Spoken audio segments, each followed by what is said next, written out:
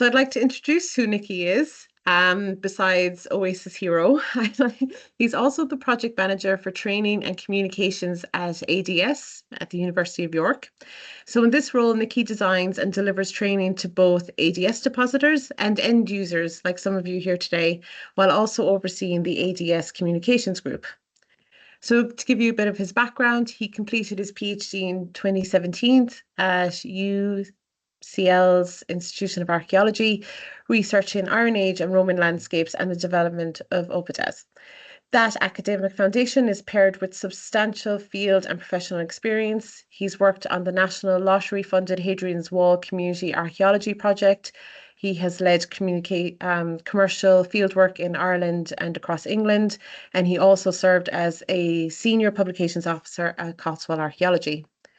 He's also contributed numerous occasions to open research practices with strengths in GIS, R scripting, and building spatial geodatabases, including the Hadrian's Wall GIS dataset, which has been further enriched by community training in photogrammetry and digital mapping. So today, Nicky's going to talk to us about OASIS Explained, your guide to the UK's Historic Environment Investigation Database, which will offer us essential guidance on how OASIS functions, why it matters, how it connects fieldwork, archives, and research in UK heritage. So please join me in warmly welcoming Dr. Nicky Garland. Thank you very much. Thank you, Laura, and thank you, Cara. Let me just share my screen with you all now. Am I sharing right now? Yeah, I can see that. Okay, great. Okay. Bear with me for a second. Thank you very much for you to come today to listen to me talk about an introduction to the OASIS system. Many of you may be familiar with OASIS already, and it's been around for more than 20 years now. And I think sometimes there is an assumption that we all know what role OASIS plays in the archaeological landscape in the UK. And I kind of wanted to deliver this talk and kind of focus on early career archaeologists to provide them with an overview of OASIS and how it came into being, and also demonstrate what value it holds for the commercial sector. Before I begin, I just want to thank Dr. Tim Evans, who's our Deputy Director at the ADS. He's kind of our guru for all things OASIS, and he's done a lot of presentations and written a few publications over the years about OASIS. So I've drawn from his expertise in this presentation, and I've also tried to kind of include as many links as I possibly could throughout this presentation. And once we're finished, I can provide you with a link to the presentation itself in case you want to follow up on any of those elements. Okay, so you'll probably all be thankful to hear that I'm not going to be going through the OASIS system step by step today. I don't really want to show you every single field in the form, but what I want to do is really cover a background to what OASIS is and how it came to be developed, and then also kind of focus on how it works and what the most recent iteration, OASIS 5, does now. And then at the end of the talk, I'll provide some links and point you in the direction of some more recent OASIS resources. So if you are interested in how to go through the form and go through the process step by step, then there's lots of resources available to help you out. Okay, so let's start with what is OASIS? OASIS is an acronym. It stands for Online Access to the Index of Investigations, which kind of provides you a brief overview of what it does. But essentially, in a nutshell, the OASIS system allows practitioners to report their investigations via an online form, and then that information is relayed to regional and national historic environment records. It also allows them to share a copy of the report that they are producing as part of their fieldwork, share that also with HERs and with the ADS via the ADS library. Our role as the ADS is to ensure that those reports are archived in the proper manner so that they can be digitally preserved for the future. At its heart, then, OASIS is there to record events and provide access to the results of those events, which we might refer to as grey literature, which I'll talk a little bit more about in a few minutes.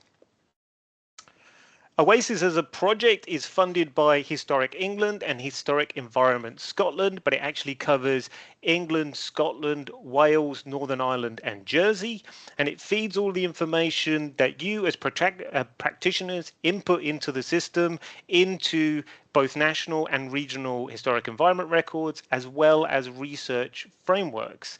And then those reports, as I mentioned, are submitted and fed into the ADS library, where they are made possible to access as open access resources for people to use them for their own purposes, whether that be for research or general interest.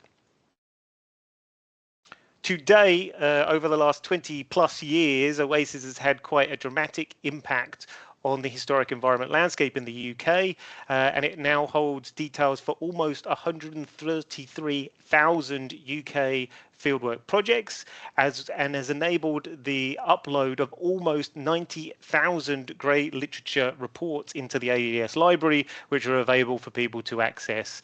And that number is just growing by the day. So it does have a massive impact, and it does contribute to the kind of ongoing resource of our archaeological landscape in the UK. And you may be asking, why am I talking about OASIS today? Well, that's because ADS has an involvement in the OASIS project in developing and maintaining the online application, but also facilitating transfer, as I mentioned, of reports into the ADS library. We also run the OASIS help desk, which allows people to ask questions and have any queries about the OASIS form, and maintain the website and any training resources. And I wanted to highlight two of my colleagues, Dr. Tim Evans, our Deputy Director, who manages the project, and Joe Gillam, one of our applications developer, who does a lot of the development of the form and the improvements that go into it, but supported by the wider ADS team. That being said, the ADS is not in charge of OASIS. We are just there to facilitate it. And in fact, ADS is run by the OASIS Management Board, which is a series of representatives from different organisations across the UK.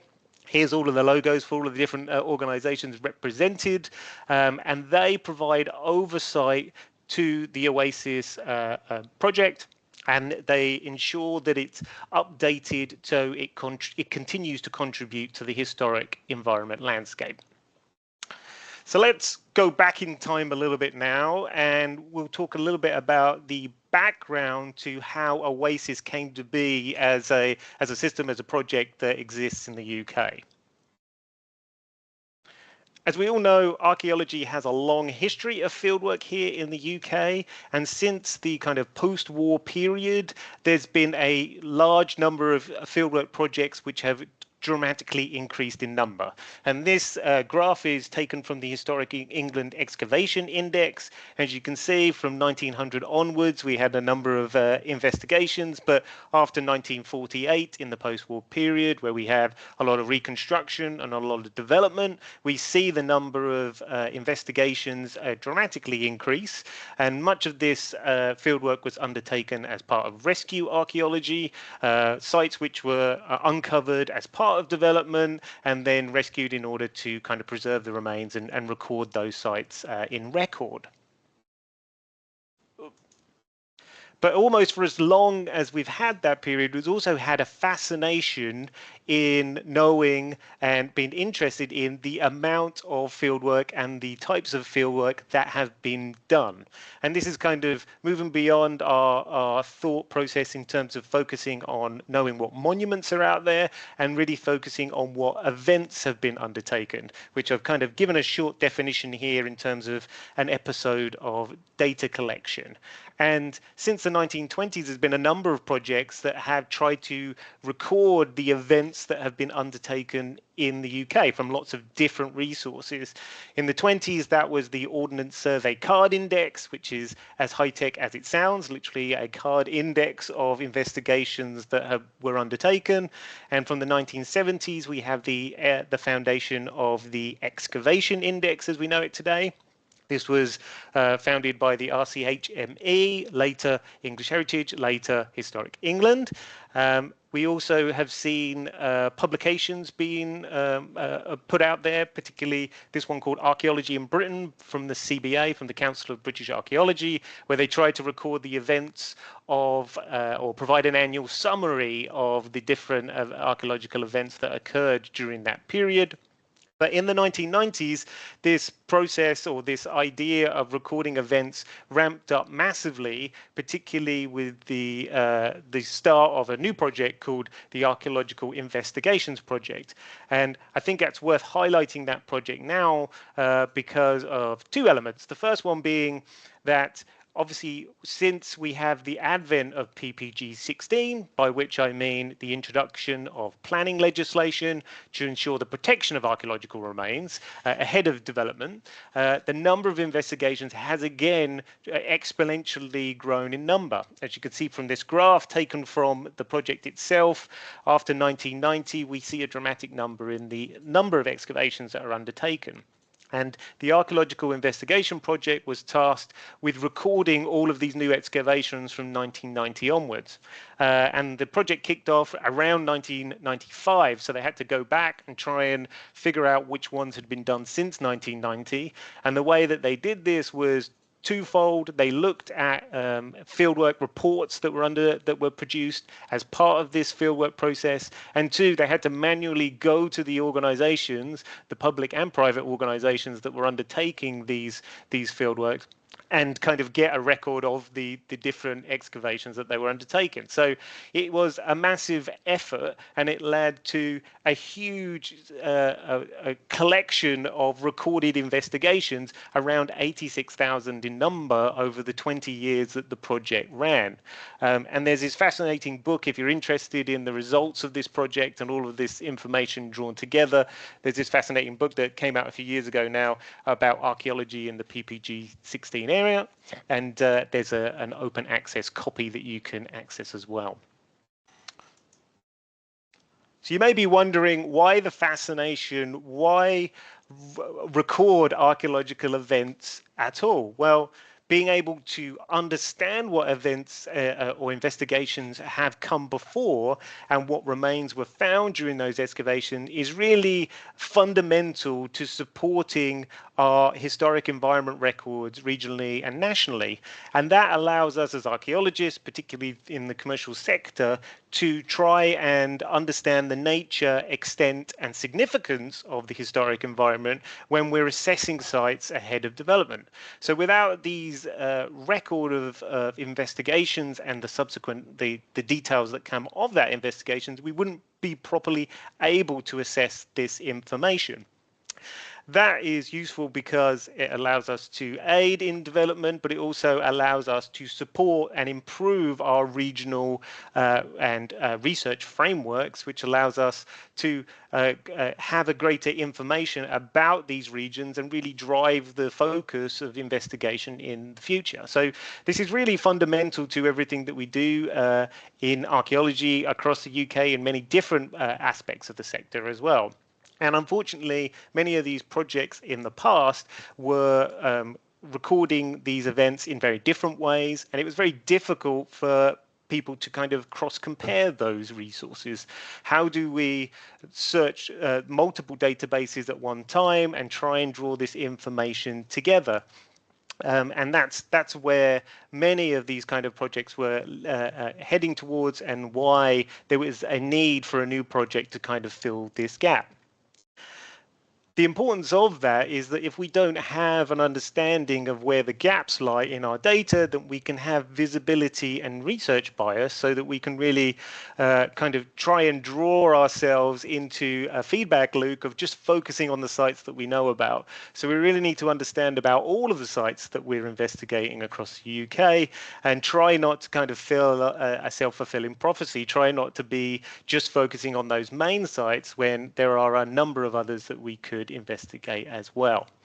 And this is where the OASIS project really kind of stepped in and tried to kind of look at and draw this information together, but also, and quite importantly, none of these projects were providing access to the outputs of those reports directly. So the idea being is that access was key and fundamental to that new project, which allowed us to kind of draw this information together.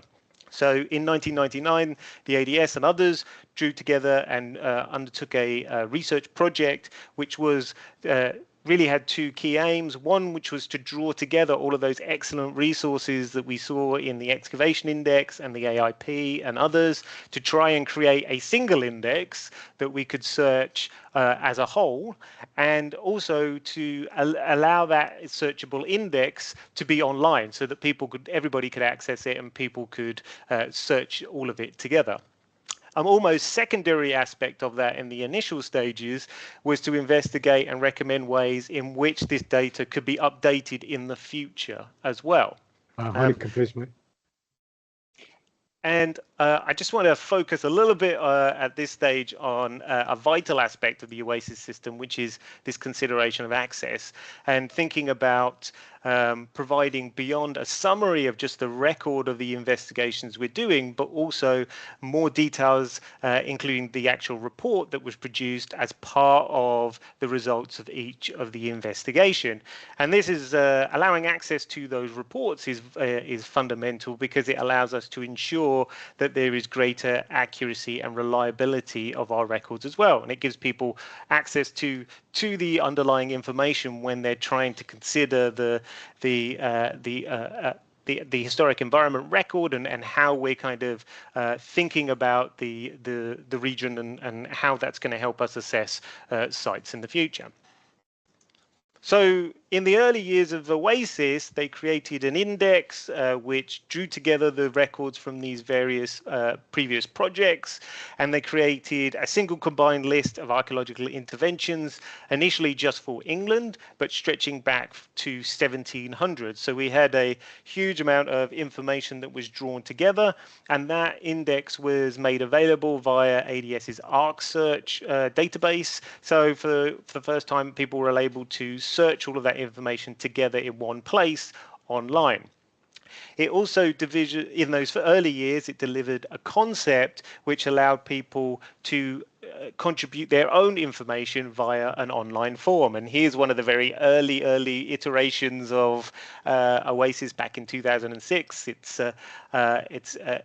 interesting to note that that's almost 20 years ago now, but that was the idea behind it, is that practitioners could add information to the system themselves as they undertook fieldwork, and hopefully that would then make this system have much more of a longevity, and you wouldn't require projects to go back and have to collect this information. It could be done by practitioners undertaking the fieldwork.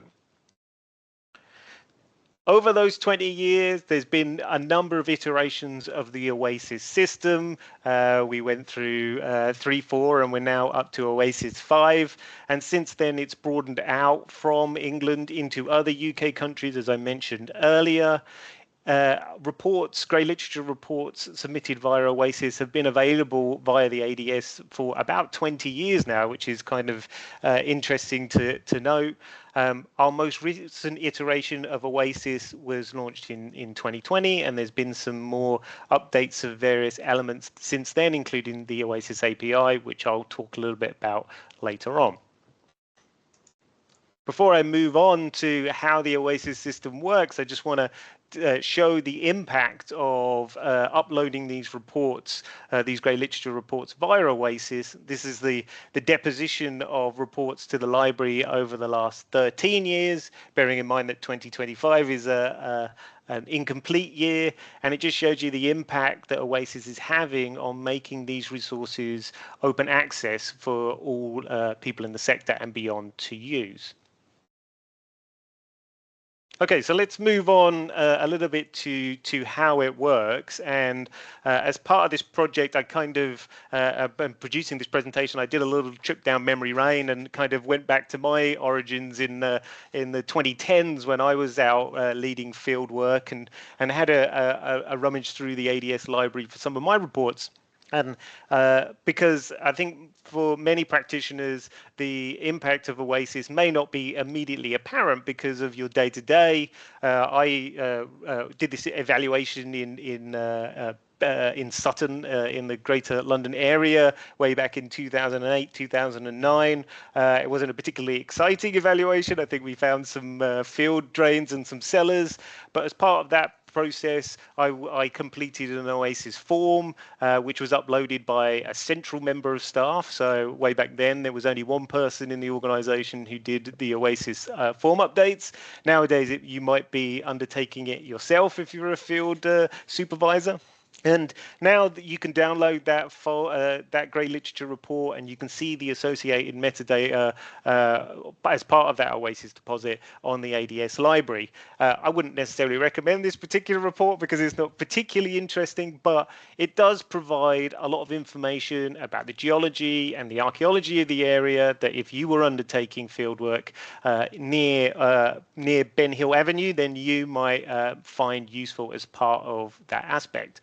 And I think that's the problem sometimes with OASIS, is that some people don't have much more involvement than that. They just kind of have to do their fieldwork. They fieldwork report, they upload it, they fill in the form, and they don't see the kind of benefit or wider benefit later on.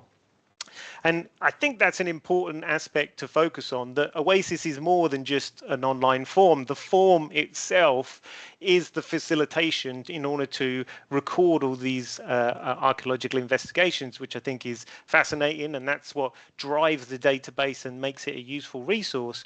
But it's equally, while it's a core component of recording, the system is much larger than that, and it really does a lot to kind of interconnect or try to interconnect the wider sector.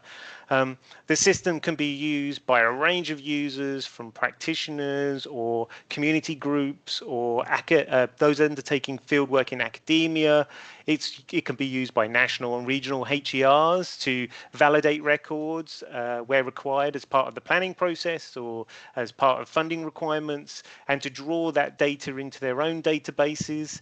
And more recently, we've been expanding the capacity to include additional information related to specialist reports and try and link them to the digital report and the archive itself.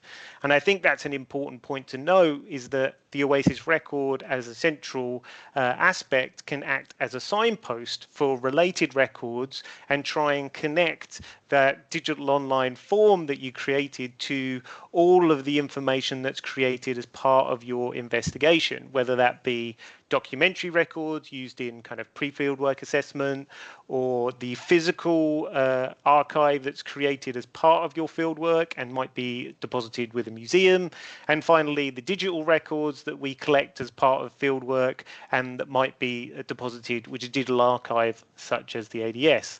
And this provides that kind of central location to draw it all together. So it wouldn't be an ADS presentation without a schematic showing lots of lines and how everything comes together. And I thought it might be a way of showing you a little bit of how this all links together. And hopefully you're all these very happy heritage practitioners on the left here, undertaking fieldwork and producing grey literature. And as you update your records into OASIS, that gets fed, as I mentioned earlier, into the ADS library as grey literature reports for everybody to access. And if you're collecting digital data and you want to archive that with the ADS, then that gets linked into our digital archive and ingested into our archive as well. We also might link to some of the kind of reviewer users, such as HERs, etc., who might look at those records and draw them into their own databases. It links to the physical archives in museums. It might link to national lists, like the list as curated by Historic England, and also into research frameworks. So from just that first initial stage, putting in that information into OASIS, it can feed into this wider element of the sector more generally. Okay.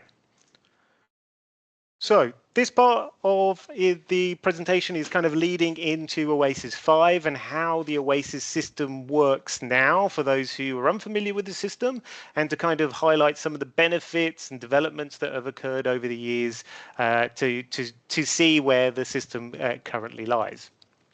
And I think the first element is when you log into OASIS, you can be allocated different types, user types. Okay, so previously there would be an institutional login to log into OASIS. Now you can log in as an individual, and you link yourself to an organization, and there's usually an admin person in your organization who allows you access to those records.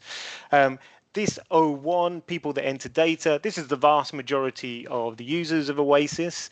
However, as we just mentioned, we do have a number of other bodies that review the records, such as HERs, and we have archives and museums that link into the records as well, and also national bodies that link into the records and try and draw the information into their own databases.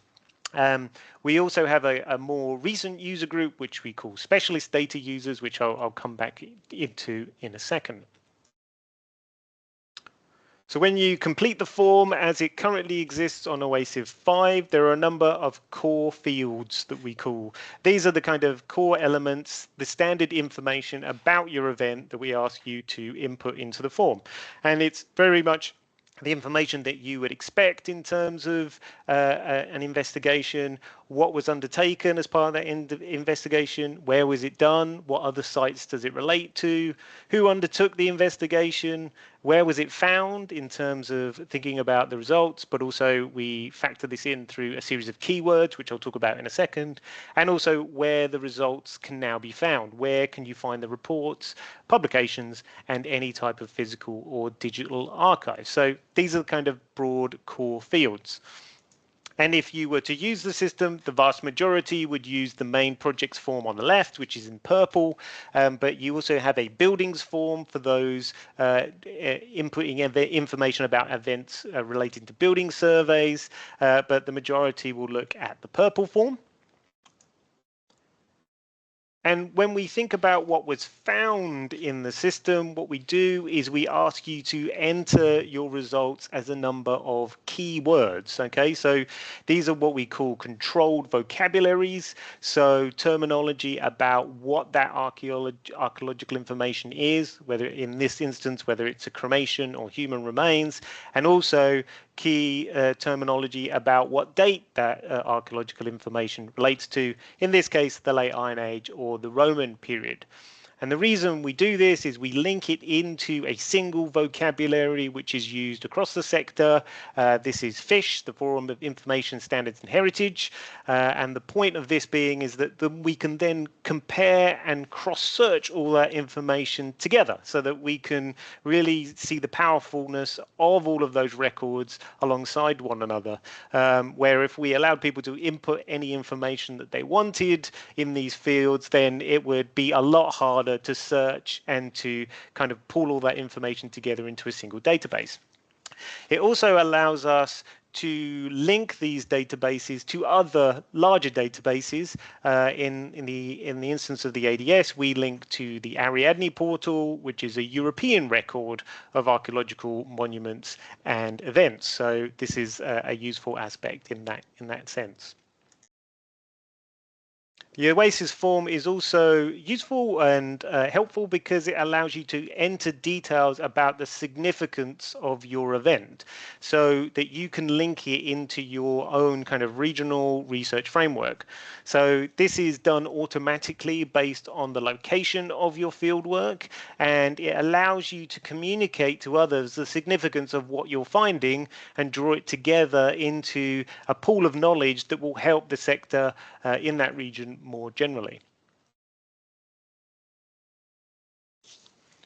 Returning to how OASIS links archives together, here's an example of a particular deposit where someone was depositing archives with the ADS. You can see here on the right-hand side, and it's linked via a PID. And then it's also talking about the information at the bottom here with the physical record as well, which was deposited with the Oxfordshire Museum Service. So this single record about an event allows you to search out where the digital and physical archives are kept, and gives you the kind of identifiers that allows you to search that via those particular databases.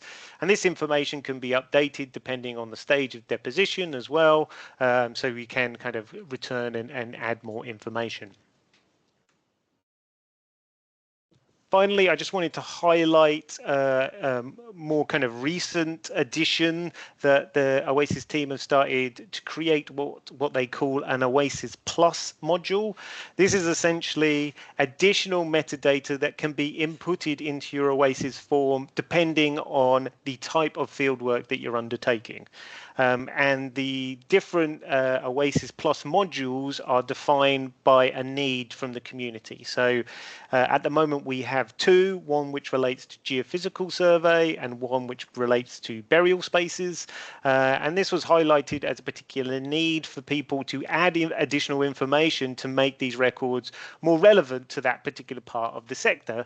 And this is being expanded as we kind of draw into more research projects and draw specialisms from across the sector. So the ADS currently participates in a project called the Rewilding Later Prehistory Project, which is led by Oxford Archaeology, and there will be more OASIS Plus modules which relate to environmental remains and animal remains. So we're trying to draw in more of that specialist data and make that data more searchable and accessible as well. Finally, I just want to highlight some useful resources that might be helpful if you're interested in using the OASIS system. As part of the most recent iteration of OASIS 5, which came out a few years ago now, there were a number of resources which were created and that could be helpful if you're tackling this system for the first time, or if there's some elements that are difficult for you to kind of understand what information needs to be inputted. So there's a user-friendly guidebook, there's a more technical manual, and there's also help pages on the OASIS website, which goes through every single stage of the form and what we're asking you to input into each aspect of the form as well. So you can really drill down into specifics on what you need to include. There's a frequently asked question page, and this quite useful collection of videos which were created by MSDS Heritage, and they are focused towards providing guidance to different types of practitioners, different types of users for the OASIS form. So that could be early career, commercial, community groups, etc., etc. So they're all geared towards a different aspect, and hopefully you can get to the information that is best suited for you. There's also an excellent Badger guide, which provides a beginner's guide to OASIS for those who haven't used the system before, and talks about how it works and why it's useful. And finally, if you ever had any issues, there is an online form that you could submit your query to. This is the OASIS help desk, which feeds into my colleagues here at the ADS so that they can help you with any issue you're having, whether that be technical or otherwise.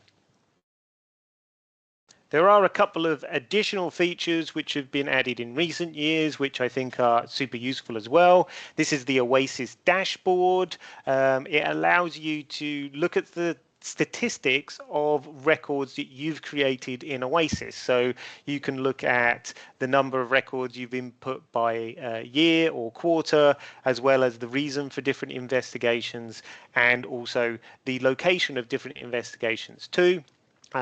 This is what kind of fuels the kind of central information that we gather about the OASIS system and how many records and projects that I mentioned at the beginning of this talk. Finally, for those who are a little bit more technically minded, in recent years we've also implemented the OASIS API. This is a way to program it programmatically access the OASIS records that you've created via your own software or software such as R or Python, things like that. It allows you to draw that information into your own system so you can use it for your own research and other purposes. And there's a lot of information online about how that system works, and I'd recommend reading this blog post written by Tim, which talks about how it works and where to get more information. And while I mentioned that, that is a focus of the ADS moving forward, is to try and provide new ways for our user community to access ADS resources more generally, and this would include the ADS library. And so we're hoping to implement a number of APIs to ADS resources as they currently sit, and we currently have a consultation out where you can take a survey and add your thoughts to this process. This survey has been designed for technical people but also non-technical people, so that you can have your say and then hopefully get one of your technical colleagues to help you use the API once we implement it. I just want to finish by saying thank you very much for listening. You can keep up with the ADS via our website and our newsletter, and also our social media channels, and I'd be happy to answer any questions that you have. Thank you very much.